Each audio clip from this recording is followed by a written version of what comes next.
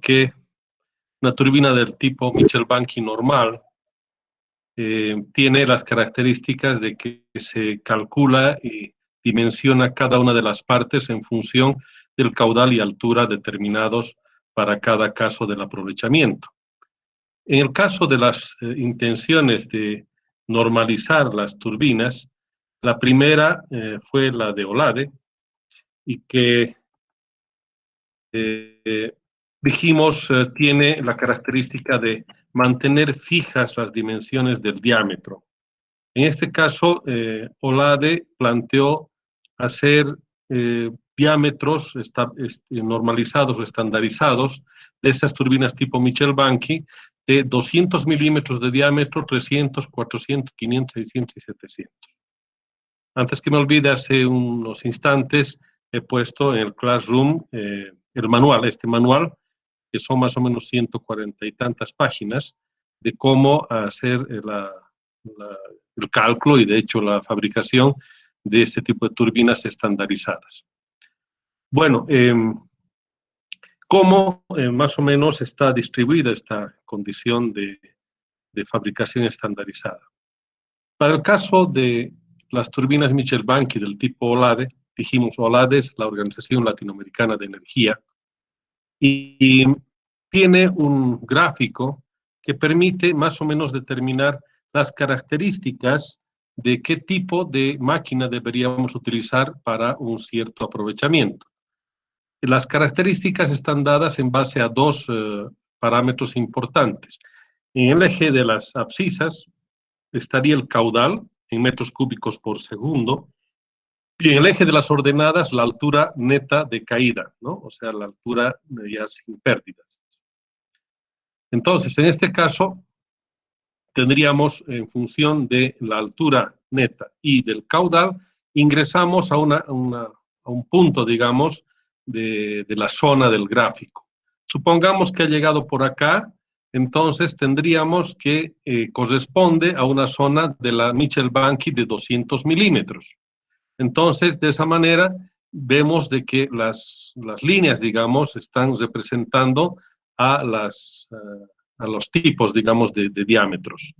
Y las características de las otras máquinas serían la Mitchell-Banky de 300 milímetros, de 400 milímetros, 500, 600, 700.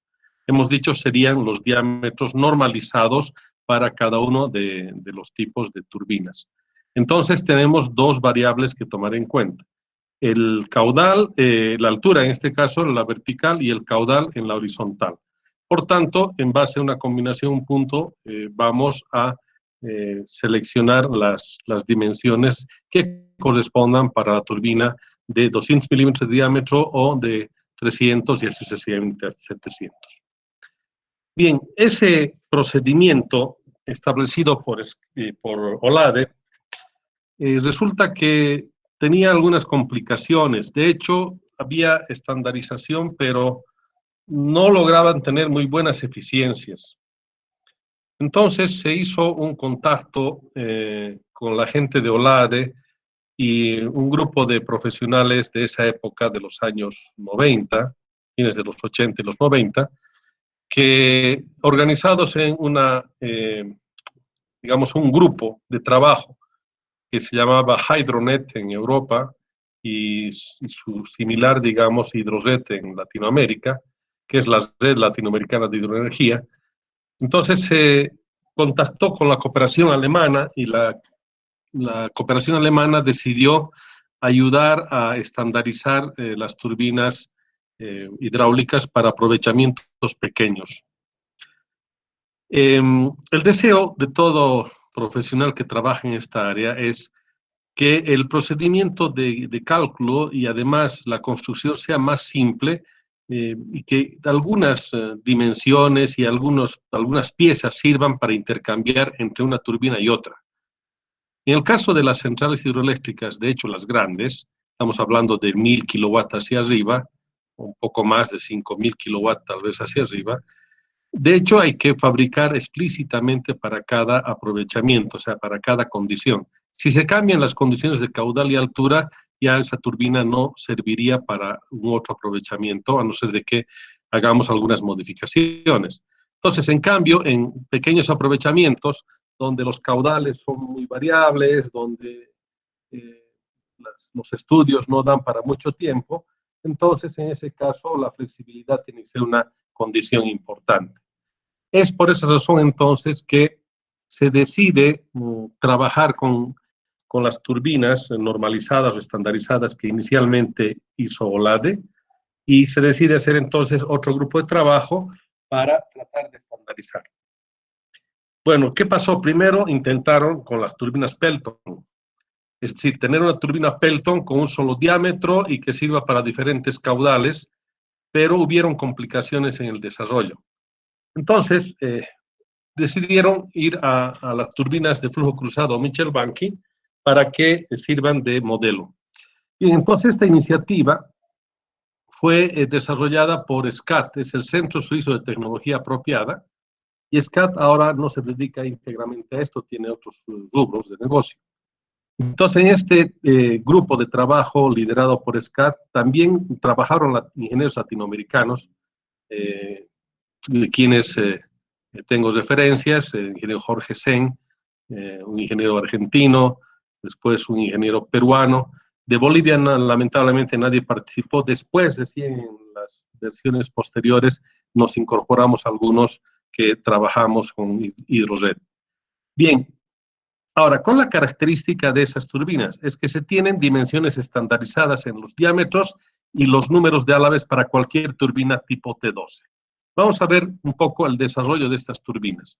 Estas turbinas de flujo cruzado o tipo Mitchell-Banky se denominaron T, ¿ya? Las series T, donde las turbinas se fueron desarrollando con los trabajos, digamos, de gabinete y después pruebas en laboratorio, y se hicieron desde los años 70, empezando con OLADE paralelamente. A partir de esa prueba del primer prototipo, no fue muy bueno, entonces decidieron abandonar este primer prototipo, donde más o menos a la década de los años 70 empezaron las normalizaciones o estandarizaciones. Lamentablemente no dio buenos resultados.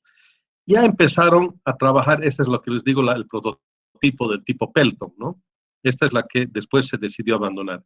Ya entrando a las turbinas de flujo cruzado, a partir de los años 1975 hasta los años 80, se empezó a desarrollar las turbinas ya del tipo flujo cruzado.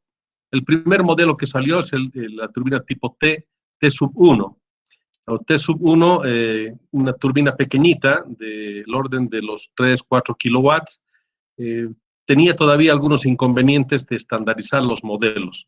La turbina tipo G, hasta fines de los años 90, seguía todavía en desarrollo y lograron tener muy buenos rendimientos, pero para potencias relativamente pequeñas. Luego se pasó a la turbina tipo T2, y así sucesivamente con aciertos y con errores, llegando hasta la turbina T12. El momento tal vez clave, puntual, ha sido el de la turbina tipo T9 hasta T11, es decir, ya en los fines de los años 90, este modelo ya resulta ser muy confiable, bien probado, y se utiliza entonces este tipo de modelos para poder desarrollar la tecnología o tal vez transferirla más bien a países en vías de desarrollo. Entonces la tecnología prácticamente llega a estar madura en el modelo T11.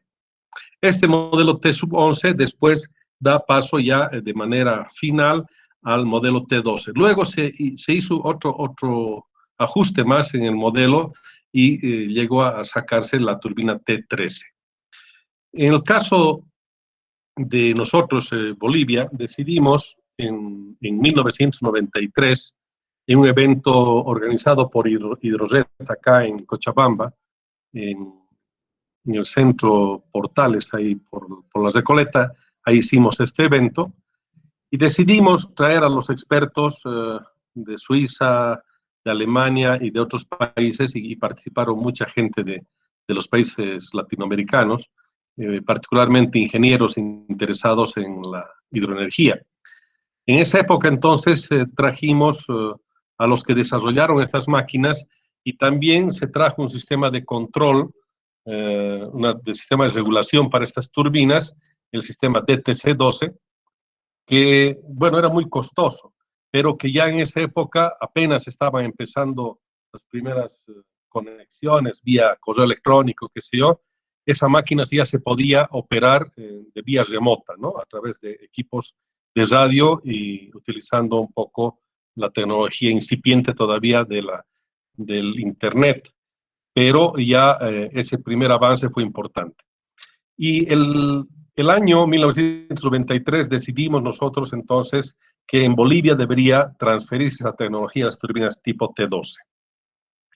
Bien, vamos a ver en qué consiste eso y después les voy a mostrar algunas fotos de las turbinas que hemos desarrollado y un poco la historia de estas máquinas. Se tienen dos manuales. Estos dos manuales voy a colocarlos más tarde para que ustedes tengan. Estos manuales son el primero que está relacionado con la parte del diseño, ¿ya? El diseño y de los procedimientos o pasos para cómo calcular esta turbina tipo T12. Nuevamente recalculo que sería un procedimiento de turbinas estandarizadas, ¿no? Con medidas estandarizadas, pero no todas las medidas estandarizadas. Y este segundo manual de cómo fabricar. Entre el primer manual y el segundo manual se tienen entonces los planos de fabricación. En este manual, como parte de los anexos, se tienen 160 planos para la fabricación. Lamentablemente eso no los voy a poder compartir, algunos planos sí se los voy a pasar a través de la presentación y lo que quieran, pero los 160 planos son parte de la propiedad intelectual de mi empresa y de esa manera no puedo lamentablemente por el momento transferir eso. Sí se han pagado esos derechos de royalties, ¿no? de la utilización de los planos para este tipo de turbinas. Bien, pero de todas maneras estos manuales, como les digo, los voy a poner en Classroom y el manual principal, que sería el número 1, en este caso, el del volumen 3, que se llama de esta serie de SCAT, y yo les voy a explicar enseguida de cómo es el procedimiento. Son pasos muy simples y que de todas maneras permiten ya tener una idea de cómo se calcula y se diseña una turbina del tipo T12. Bien, ¿cuáles son los límites de aplicación de estas turbinas tipo T12? Acá tenemos nuevamente el clásico eje o los clásicos ejes coordenados en las abscisas caudal y en las ordenadas altura neta o caída neta. Bien, los límites de aplicación para estas turbinas son desde 4 metros de altura, es decir, si ya tenemos un aprovechamiento energético con 4 metros o más, ya se podría utilizar una de estas máquinas. Luego, el límite superior en altura es hasta 50 metros de desnivel o caída neta.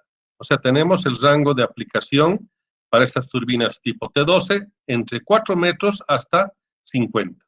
Por debajo de 4 metros no es recomendable, no funciona muy bien. Podrían funcionar también, indudablemente, pero no con una eficiencia que permita estar tranquilos. En ese caso es conveniente utilizar más bien una turbina de tipo axial. Bien, y por encima de los 50 metros podría todavía funcionar una máquina de este estilo, pero lamentablemente puede comprometerse un poco el tema de las resistencias de los álabes y otros elementos que sí están garantizados dentro de estos límites de altura. Bien, luego los límites también de caudales, podemos ver el caudal mínimo para este tipo de máquina está en el orden de 100 litros por segundo y estamos hablando hasta más o menos 800 litros por segundo, ya esos son caudales bastante grandes. Y en el caso de potencias, estas curvas de acá representan las potencias que se pueden lograr con estas máquinas, están desde los 10 kilowatts más o menos hasta unos 200 o 250 kilowatts por turbina. Este rango de aplicación conviene respetarlo para tener indudablemente los mejores niveles de rendimiento. Después les voy a comentar que hemos hecho funcionar una turbina tipo T12, pero con condiciones de caudales y alturas diferentes a las que fueron diseñados, pero por un tema de necesidad. Bien, acá están los valores más o menos si bien están mostrados en la gráfica, pero de manera detallada. Las caídas, entonces, para este tipo de turbinas tipo T12, 4 metros el límite inferior, 50 metros el superior en la altura o caída neta, los caudales de 100 a 820, las potencias de 10 hasta 250, y los anchos, en este caso el ancho que hemos visto cómo se calcula la turbina tipo Mitchell-Banky normal, están entre los 100 milímetros hasta los 1120 milímetros. Y los discos intermedios, en el caso de anchos de 100 milímetros no necesita disco intermedio, es decir, solamente con las dos tapas laterales funciona perfectamente para ese ancho. Pero si se trata de un ancho de 1120 milímetros, o sea, ya es un ancho bastante grande para recibir, obviamente, el orden de los 800 litros por segundo, necesita que el rodete esté reforzado. Entonces, se tiene que poner discos intermedios, como les voy a mostrar después en los planos, pero de todas maneras acá vemos de que hasta 8 discos intermedios se pueden utilizar para este rodete del tipo T12. Estos discos intermedios se eligen en base a los criterios de las gráficas que están establecidas por acá. Por ejemplo, si nosotros tenemos un valor de caudal y otro de altura y ubicamos un punto de intersección de esas dos referencias, si cae dentro de este valor, digamos, dentro de la figura blanca, no necesita ningún disco intermedio en el rodete. Entonces, esa es la característica. Entonces, si, digamos, 200 litros por segundo y 30 metros de altura, venimos por acá y este valor cae dentro de esta zona blanca, entonces esto nos dice no requiere discos intermedios. Vamos a ver, por ejemplo, en el caso de requerirse un disco intermedio. Si el punto de intersección ahora entre la altura neta y el caudal se encuentra dentro de la figura, sí se necesita un disco intermedio. Entonces, en este caso, por ejemplo, si tenemos un caudal de 300 litros por segundo y una altura de 30 metros, 40, cualquiera de ellos, basta que haya caído dentro de esta zona blanca, quiere decir que vamos a requerir un disco intermedio para este rodete. Así sucesivamente hasta los 8 discos intermedios. En el manual que ustedes van a tener, ahí está cada una de estas gráficas para determinar los discos intermedios. Bueno, ¿cuántos planos se tienen de fabricación? Les había mencionado que tenemos 160 planos para la fabricación. Del tamaño DIN A0 hay un plano, del tamaño A1 10 planos, del A2 16, del A3 19 planos y de A4 114 planos. Indudablemente los 114 planos podrían haberse reducido en una cantidad menor, haciendo en tamaños de planos más grandes. Y hay algunos planos que, bueno, llaman la atención porque están en escala 1 a 1. Y eso tiene su explicación que después les voy a comentar.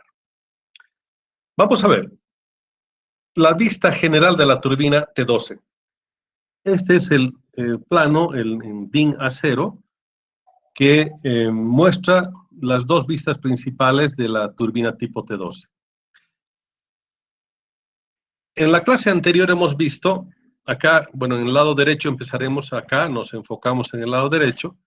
Tenemos la turbina tipo T12, o sea, una de flujo cruzado Mitchell-Banky, donde la primera parte que observamos acá es el álave director. Este álave director, que observan por acá ustedes, es el que nos permite hacer que el fluido que está ingresando, en este caso tenemos el ducto de transición, el fluido que viene de la tubería de presión, en este caso de la derecha hacia la izquierda, por ahí estaría viniendo el agua, entonces ingresa a este ducto de transición, como dijimos, la tubería de presión es de sección circular y este en cambio es de sección rectangular. Entonces el agua ingresa acá y por tanto este álave director permite el cierre, permite el paso o el cierre del agua. Entonces en este caso, por ejemplo, en esta posición, donde la parte de la cola tiene un eje que está acá en el álave director siendo comandado por este mecanismo, es un mecanismo de un volante que permite abrir o cerrar este álave director. Entonces, en la primera posición que está cerrada, la parte inferior del álave director está entonces chocando contra esta parte curva. Entonces el agua no va a ingresar y esta parte de la punta está justamente en la otra parte superior. Y en el momento en que se decide empezar a hacer funcionar la turbina, lo que hay que hacer es mover esta manivela, este volante. Se puede hacer de manera manual o también con servomecanismos, con equipos de motores paso a paso, que ese es digamos, un elemento adicional que se le pone a la turbina, y se empieza a mover el álave director y por tanto el agua va a empezar a fluir tanto por la parte superior como por la parte inferior, como dijimos el día de ayer en la clase de turbinas Mitchell-Banky tipo normal. Hasta acá todo es lo mismo que en la Mitchell-Banky del tipo normal. Entonces, el álave director permite el paso de agua entre la tubería de presión y hacia el rodete. Acá se encuentra el rodete. Este rodete como tal ya tiene las medidas normalizadas. Este rodete es de diámetro de 300 milímetros. Y por tanto, la turbina tipo T12, independientemente del caudal y de la altura, siempre va a ser de 300 milímetros. Y además tiene 28 álaves. No tiene 27, 26, 30, no. 28 álaves para cualquier aplicación. Entonces, ¿qué se ha logrado con esto? Que las dimensiones en este plano, digamos X y Y, si vamos a llamarle Y y X a este plano, las dimensiones entonces, debido a que el diámetro está estandarizado, es normalizado, entonces todas las dimensiones que están en este plano no van a sufrir ninguna modificación. Sea para una turbina de 10 kilowatts, de 50, de 100, de 250. Entonces es una gran cosa tener ya una máquina que nos sirva para diferentes aplicaciones, diferentes combinaciones de caudal y altura, ¿no es cierto? Bien, en ese caso, si este diámetro es fijo, los álaves son fijos, las dimensiones acá son fijas en este plano, el problema viene entonces en el otro plano. Cuando nosotros observamos acá la turbina, este es el ancho, ¿ya? En esta otra vista, este es el ancho de la turbina. Aquí estamos viendo el volante que está accionando al álave director. El tema es que el ancho sí puede cambiar. Eso se ajusta en función del caudal establecido, pero se ajusta el momento de diseñar la turbina y calcularla y fabricarla. No quiere decir que este ancho va a cambiar durante la vida de la turbina. No, es decir, el ancho se calcula, es variable, o sea, puede ser más ancho o menos ancho, eso se calcula, pero ya con las condiciones del aprovechamiento del que queremos instalar la turbina. Entonces, el ancho es variable. Y acá aparecen unas medidas, bueno, que ustedes van a observar mejor después, pero acá estas cotas, estas dimensiones tienen un asterisco, ¿ya? Quiere decir que las medidas que tienen asterisco hay que hacer un recálculo para tener entonces las nuevas medidas del plano de fabricación. Los 160 planos que vienen acá tienen todas estas medidas, tienen estas cotas.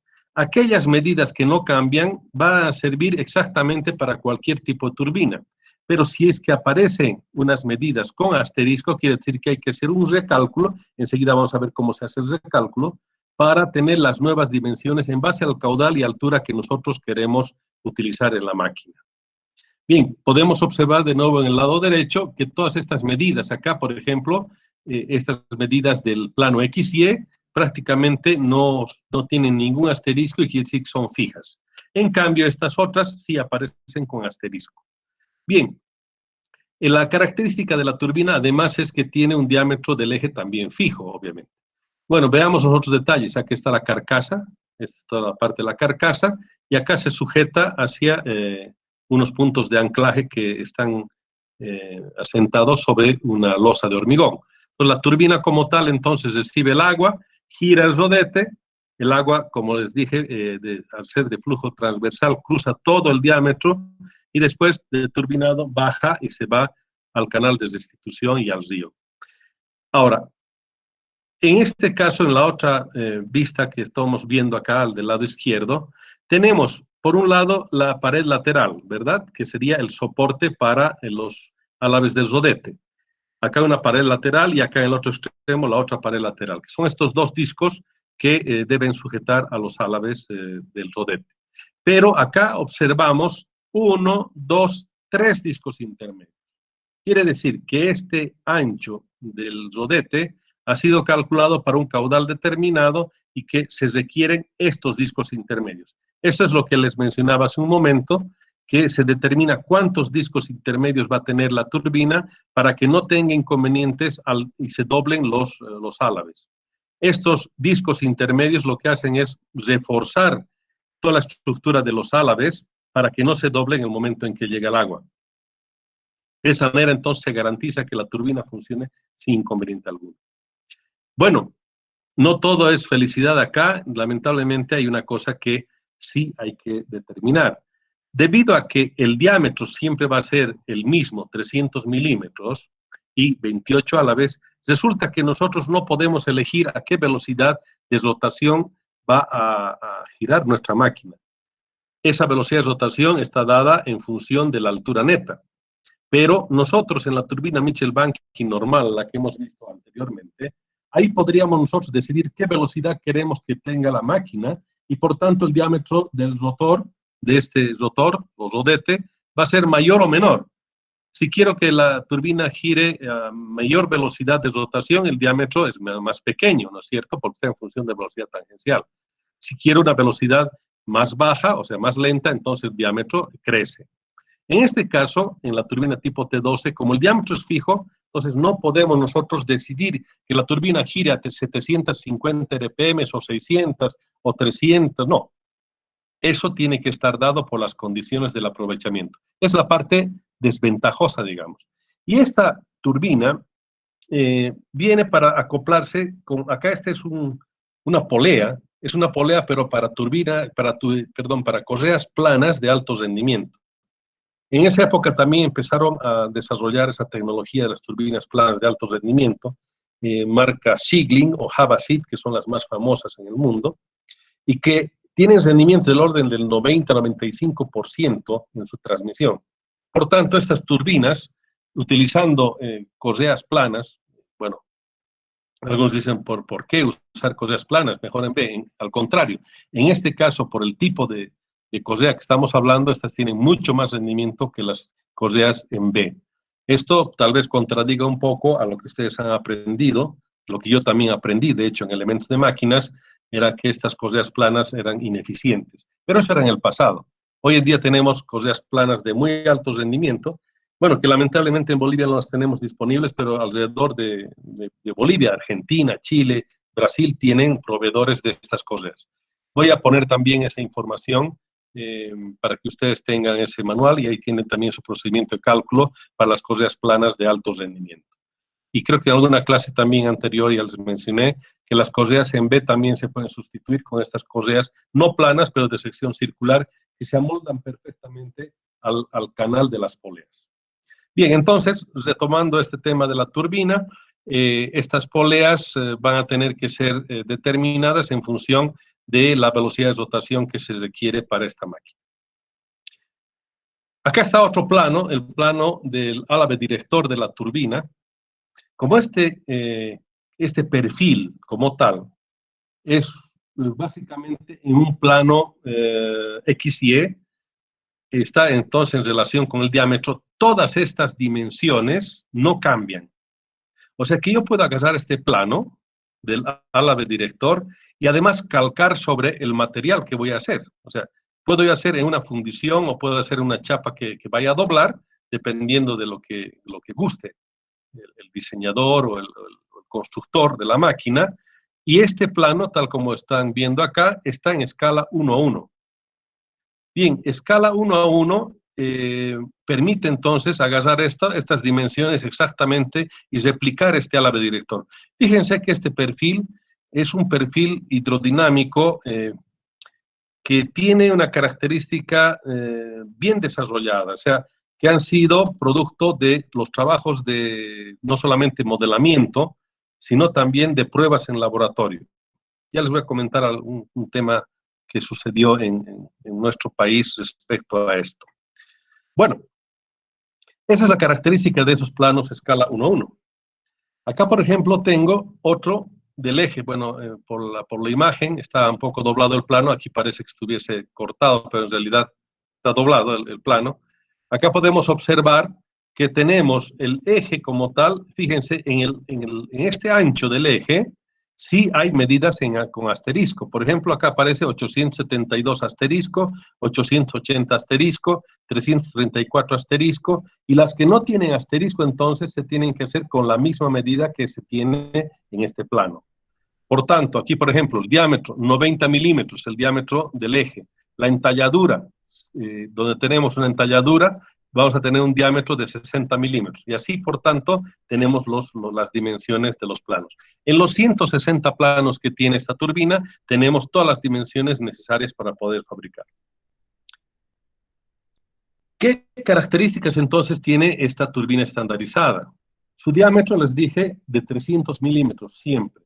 Cantidad de álabes del rodete, siempre 28 álabes. En cambio, en la turbina de Mitchell-Banky normal, calculamos entre 24 y 30 y definimos en base a ese cálculo cuál va a ser el más adecuado.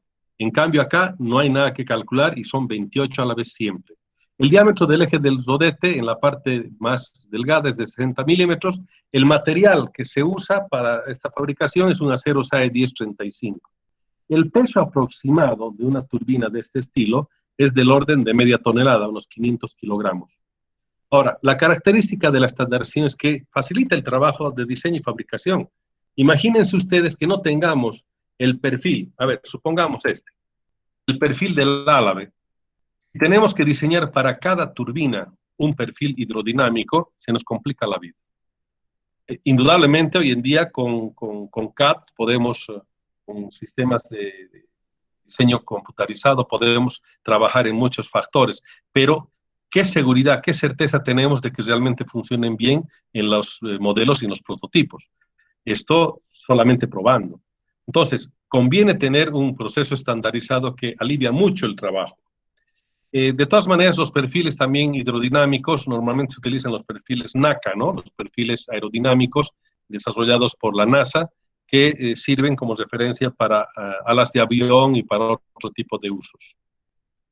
Bien, veamos cómo se calcula. En ese manual que ustedes van a tener están los procedimientos que también se los voy a explicar acá.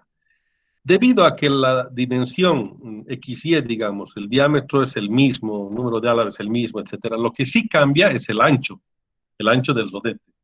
Ese ancho del rodete va a estar en función del caudal y de la altura neta. Este ancho del rodete está en función del caudal unitario. Este caudal unitario ya lo hemos visto en el caso de las turbinas Mitchell-Banky tipo normal. Este caudal unitario sale de las pruebas de los modelos de laboratorio. Entonces, este coeficiente de 3,62 es un coeficiente ajustado, digamos, en las pruebas de laboratorio en un modelo y por tanto este queda como un coeficiente establecido ya para esta ecuación. Y teniendo el caudal en metros cúbicos por segundo y teniendo la altura neta de caída en metros, determinamos el ancho de este rodete en metros. Este ancho de rodete, entonces, va a ser algo que nos va a servir posteriormente para que ustedes después vean. Este ancho de rodete es fundamental calcular y calcularlo bien para que después sirva para hacer las nuevas dimensiones de los planos que se tienen provistos por SCAD. Luego, la velocidad de rotación de la turbina, lo que les dije. Si bien tenemos medidas estandarizadas, lamentablemente la turbina no va a tener una velocidad de rotación que nosotros queramos. En realidad va a depender de la altura neta. Y esta velocidad de rotación entonces es 133 por la raíz cuadrada de la altura neta. Quiere decir que depende fundamentalmente de la altura neta esta velocidad de rotación. Si es que nosotros tenemos alturas netas mayores, obviamente vamos a tener mayores velocidades de rotación. En cambio, si las alturas netas son menores, las velocidades de rotación van a ser más bajas. Y la eficiencia de estas turbinas llegan aproximadamente a los 75%. Nosotros hemos fabricado acá unas turbinas tipo T12 que más o menos estaban en el orden del 73%. ¿Cómo se recalculan las medidas? Las dimensiones que tienen las fijas no hay que recalcular nada, ¿no es cierto? Solamente las que tienen asterisco. Entonces, si nosotros vamos a un plano determinado, la dimensión en el dibujo original tiene que estar marcada con asterisco, ¿ya? Esa dimensión marcada con asterisco, le sumamos el ancho actual de admisión B sub 0. Es decir, supongamos que tenemos una medida, digamos, de 378 milímetros que está marcada con asterisco, ¿ya?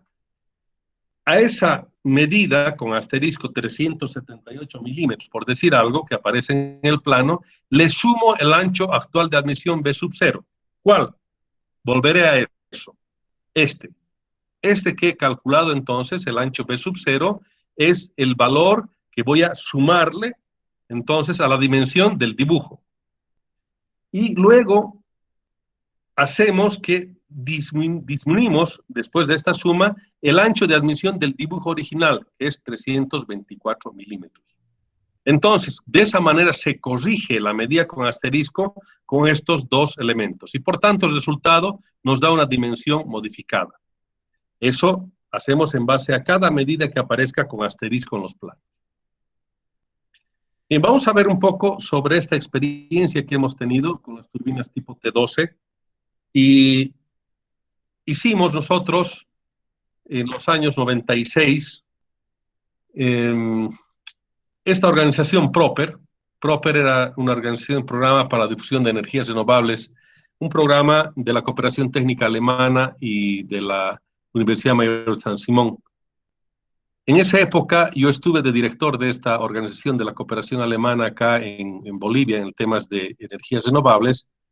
Y obviamente, bueno, también yo era ya docente en nuestra facultad y decidí hacer la transferencia de la tecnología de las turbinas tipo T12 y de las fundiciones por cera perdida, como les he comentado, ¿no es cierto?, en anteriores clases, para que nosotros tengamos ese conocimiento en Bolivia y podamos desarrollar estas tecnologías. Pero resulta que los alemanes me dijeron, no solamente tiene que ser una universidad, porque tendría el monopolio, habría que pensar en otra universidad más. Entonces, de esa manera se decidió que se haga con San Andrés y San Simón. Entonces, decidimos nosotros fabricar las turbinas con la transferencia de estos planos.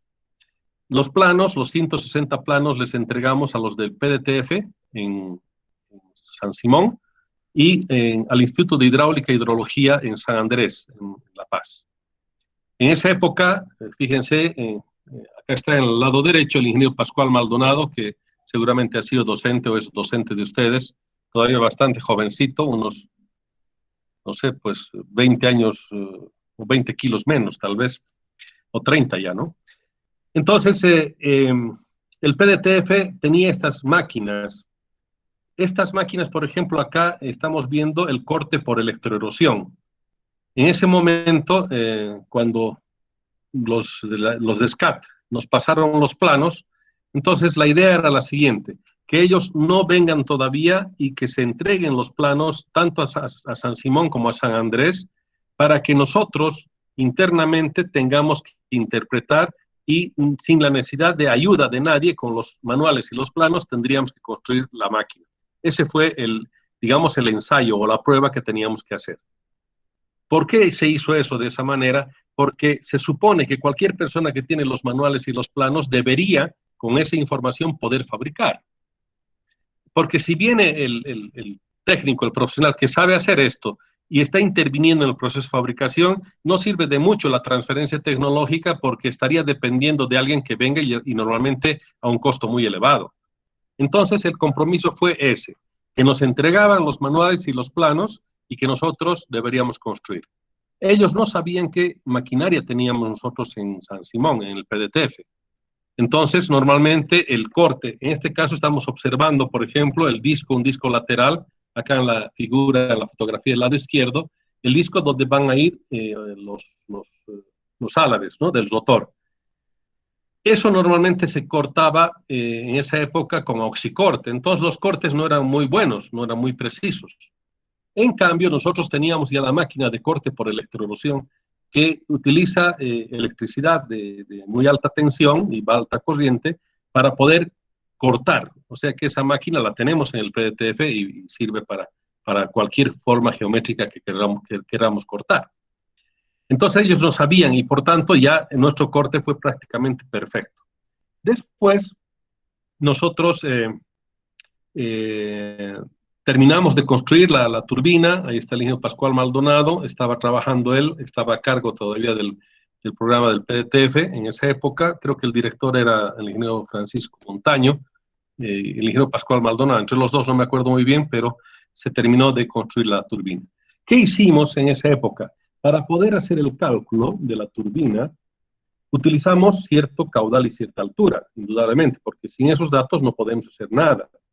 Y nosotros decidimos, como oficina de la cooperación alemana, ayudar a una población en Cochabamba y que la turbina fabricada en San Simón sirva para Pojo. En esa época yo estuve haciendo el diseño de la central hidroeléctrica de Pojo en la parte electromecánica, entonces yo sugerí que sea para Pojo, y en el caso de La Paz, de la UNSA, la turbina tendría que ir a Unduabi.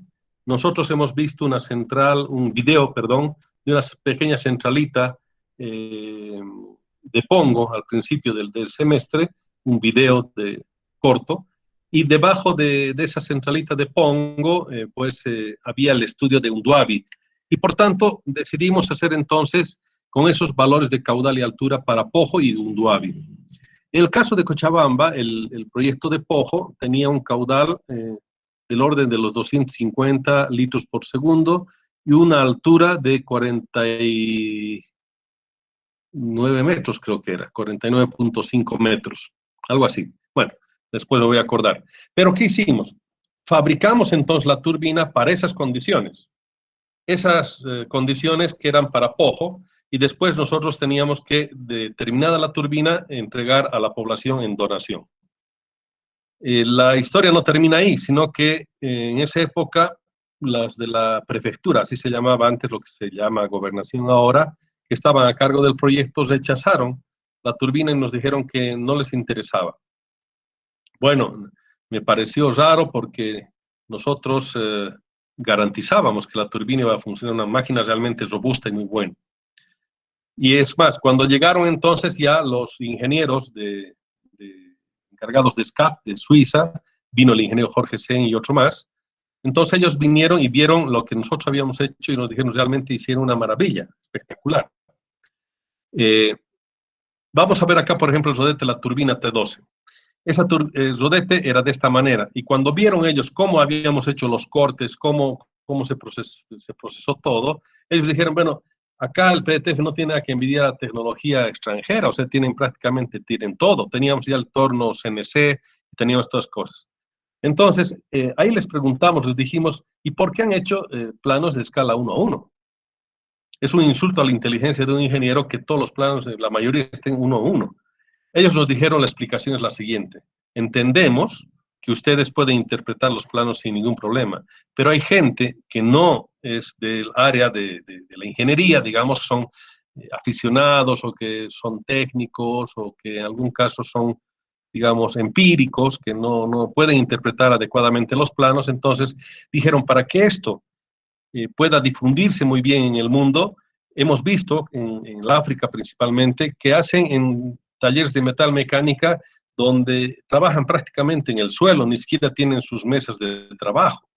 Entonces nos dijeron, hacia ellos está enfocado y por tanto, discúlpenos que sea un insulto a la inteligencia de ustedes, pero hay escala 1:1, ¿para qué? Para que ellos calquen directamente en el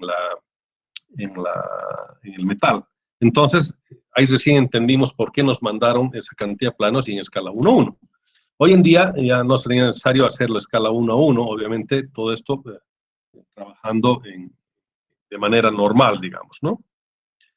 Acá podemos observar entonces el rodete de la turbina tipo T12 con sus 28 álabes. Este fue el resultado de la turbina del rodete que habíamos hecho para Pojo.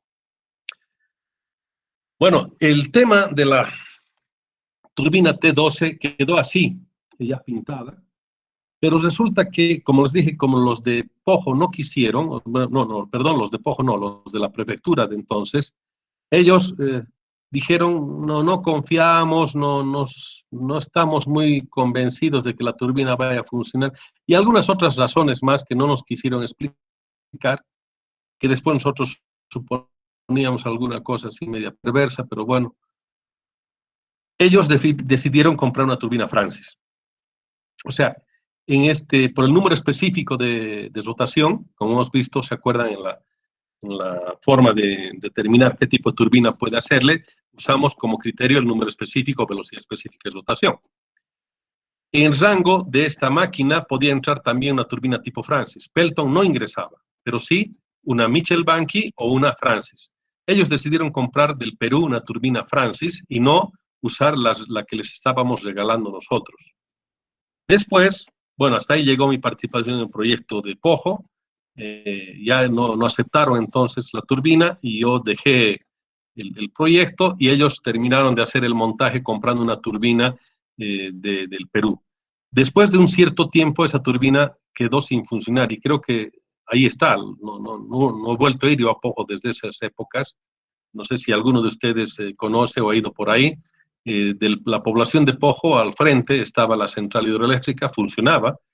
Tenía un problema en obras civiles que se iba deslizando un poco el canal, pero no sé al final en qué habría quedado.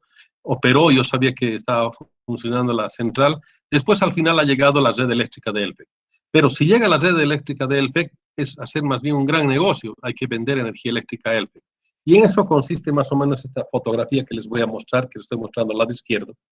Esa turbina T12, debido a que no fue aceptada por Pojo, nosotros decidimos probarla. Queríamos probar y queríamos saber qué es lo que pasaba. Se nos presentó una ocasión de un aprovechamiento hidroenergético pequeñito y resulta que hicimos el recálculo y prácticamente sin modificación alguna podía ser utilizada en un aprovechamiento pequeño. Al ir hacia el Chapare, en la zona de Parajti más o menos, donde está la entrada a Incachaca, hay un restaurante donde venden pescados, qué sé yo, se llama El Conquistador. Ahí en la parte de las luchas, en la parte final, había un lugar que tenía una pequeña casa de máquinas, unas tuberías, hizo el señor Danilo Espinosa, que en paz descanse, él falleció, problemas de salud, y entonces él tenía una turbina brasilera, marca Beta, en ese lugar.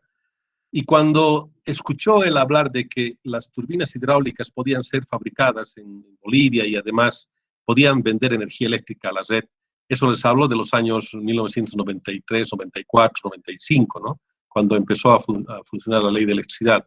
Él estuvo en este evento, en ese curso que dimos, microcentrales y mini centrales hidroeléctricas, y ahí yo les expliqué que se podía conectar un motor de inducción como generador para vender energía eléctrica a la red. O sea, no un generador sincrónico, sino un generador asincrónico, o sea, un motor eléctrico.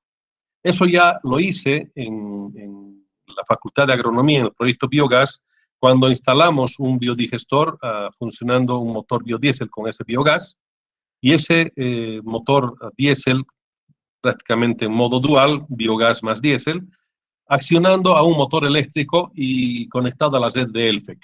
Obviamente no establecimos un contrato para vender energía eléctrica, la idea era que probemos las máquinas. Entonces empezamos nosotros a hacer funcionar motores de inducción como generadores ya con motores a combustión, en este caso a biogás. Y después eso yo expliqué en este seminario, en este curso que les dije, y un ingeniero eléctrico que era integrante, digamos, o parte de los participantes del curso, se levantó y me dijo que yo estaba mintiendo, que no era posible que un motor eléctrico funcione como generador. Entonces, lo único que yo le dije es que yo no era ingeniero eléctrico, yo soy ingeniero mecánico, pero que de todas maneras un ingeniero eléctrico alemán me enseñó cómo hacer.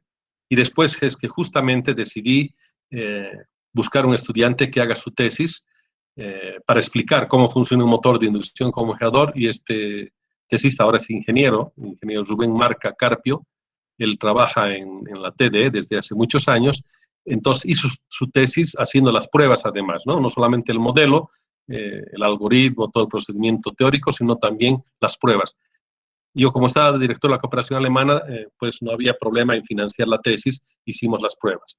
Bueno, entonces lo único que yo le dije esa vez a ese profesor de la Universidad San Andrés, es que él me dijo que 20 años estaba dando clases ahí y que eso no podía funcionar. Y yo le dije que lamentablemente 20 años que había engañado a sus estudiantes y que sí funcionaba. Entonces era su palabra de él contra la mía. Y lo único que yo le dije es que vayamos a ver la máquina y usted va a tomar en cuenta de que eso es posible. Bueno, cuando instalamos la máquina acá, también para los de Elfec fue una novedad de que una máquina, digamos, pequeña, en este caso daba 5 kilowatts de potencia. Esta fue diseñada para unos 150 o 200 kilowatts, pero con el caudal y la altura que se tenían en ese lugar del Conquistador, pues no daba para más de 5 o 6 kilowatts. Entonces, este señor Danilo Espinosa confió en mí y me dijo, bueno, yo te creo y vayamos a ver. Y nos fuimos entonces y cambiamos la turbina brasilera y pusimos esta máquina, y después fuimos a hablar con los de Elfec para que se pueda hacer la prueba y vender energía eléctrica a la red. Él como una empresa privada, ¿no? Nosotros como universidad y como cooperación alemana, la idea es apoyar, como es su rol de la universidad, formar recursos humanos y apoyar a la industria o a los del medio. Entonces, yo lo acompañé a Elfec, y a los de Elfec les dije que esto era posible, de que no había problema. Obviamente no podía comentarles que hice funcionar un motor de inducción como generador en el proyecto Biogás de San Simón porque era ilegal. Entonces tuve que callarme y no les dije de que eso realmente funcionaba. Lo que les dije es que estoy seguro de que esto funciona y en otros países, por supuesto, ¿no? No les dije que yo hice funcionar en agronomía. Entonces los ingenieros de Elfec me dijeron que no, esto no era posible, pero el gerente general era un chileno. Él me dijo, sí, yo me acuerdo que en Chile, cuando estudiaba ingeniería eléctrica, algún profesor nos enseñó, nos dijo que los motores podían funcionar como generadores. Y él creyó en nosotros y nos dijo, haremos una prueba. Meteremos un data logger, registraremos cómo va a funcionar todo aquello, y resulta que después de 2 o 3 meses veamos los valores. Entonces, instalamos, los de Elfec no quisieron entrar a la casa de máquinas, una pequeña casa de máquinas. Entonces nosotros mismos, ellos tenían miedo a que esto reviente, no tenían problema con la turbina, porque máquina totalmente robusta para esa potencia, pero tenían duda respecto a que el motor realmente funcione como generador. Decían, ¿cómo? El momento en que subamos la palanca, esto va a reventar. Y se escaparon, se fueron arriba de la casa de máquinas, y les dijimos, no importa, entonces necesitamos que la red esté energizada, la red de Elfec. Y ahí nosotros conectamos, y esto conecta sin ningún problema. Entonces se hace funcionar la turbina, entonces se la empieza a sobrellevar, digamos, encima de la velocidad sincrónica. Digamos, 1500 revoluciones por minuto, una velocidad sincrónica de este motor, de 2 pares de polos. Entonces, lo que hacemos es llevamos a 1600 RPM la rotación de la turbina para que le llegue al motor una velocidad mayor a la velocidad nominal sincrónica. A eso le llamamos el deslizamiento. Entonces, lo que hicimos fue eso. Hicimos funcionar la turbina, o sea, abrir el lavadirector y que ingrese el agua, y empezamos a medir las velocidades. Teníamos un tacómetro y vimos de que las revoluciones por minuto de la turbina ya estaba en el orden de las 1600 revoluciones por minuto, y 1630 era lo ideal. Entonces ahí es donde enganchamos el térmico y empezó obviamente a funcionar sin problema. ¿Qué es lo que hace en este caso? Primero estamos haciéndole girar a la máquina como tal, en vacío, y después cuando conectamos a la red ya empieza a exigirle, o sea, a frenar a la turbina el motor eléctrico, y por tanto la reactiva capta de la red eléctrica y la activa entrega a la red. Entonces de esa manera el motor de inducción como generador se convierte como un generador sincrónico y por tanto funciona. Después de que empezó a funcionar todo esto, recién los técnicos de Elfec bajaron de ahí arriba porque vieron que no hubo ninguna explosión, y entraron y empezaron a rascarse la cabeza diciendo, ¿y cómo puede funcionar esto?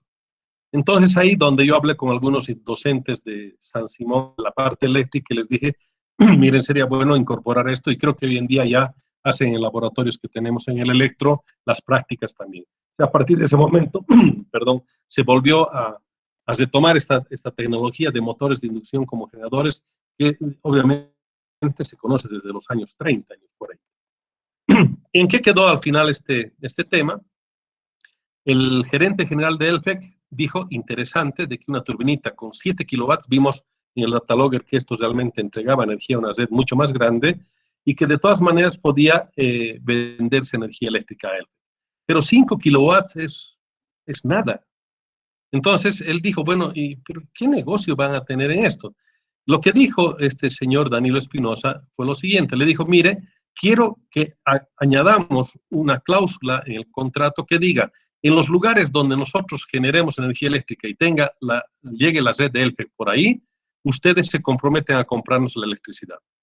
De esa manera fue que se hizo ese contrato, y al poco tiempo después nosotros hicimos el diseño de una central hidroeléctrica con turbina tipo Pelton, que se encuentra un poco más abajo del río Málaga. Hay una curva, hay un puente, al frente se puede observar, los que van hacia el Chapare, pueden observar después de esa subida hacia Incachaca, ahí está el puente, y al frente, del lado oeste, entonces, se tiene una central de 185 kilowatts con turbina tipo Pelton.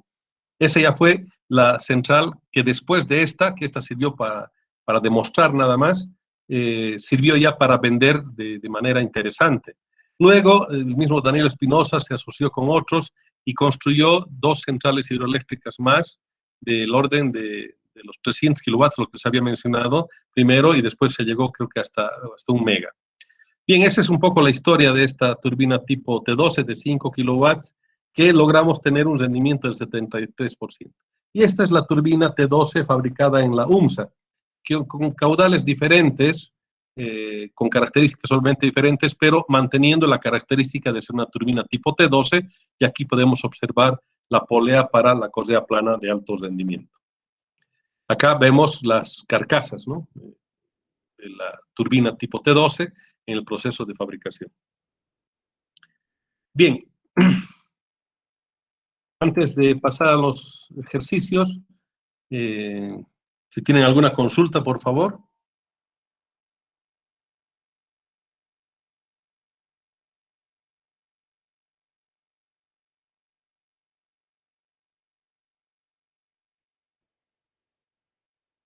Bien, espero que se haya entendido toda esta parte. Repasando un poco, hemos visto lo que son los cálculos y dimensionamientos de las turbinas Mitchell-Banky tipo normal, que son aquellas que para cada caso de caudal y altura hay que hacer las dimensiones. En cambio, viene el otro grupo, digamos, de turbinas normalizadas, como el caso de la turbina tipo T12, que ya viene con planos de fabricación, sus manuales, y que los cálculos son más simples, pero de todas maneras se tiene que proceder con la fabricación siguiendo el manual y con los planos correspondientes. Caso contrario, no se logra niveles de eficiencia óptimos.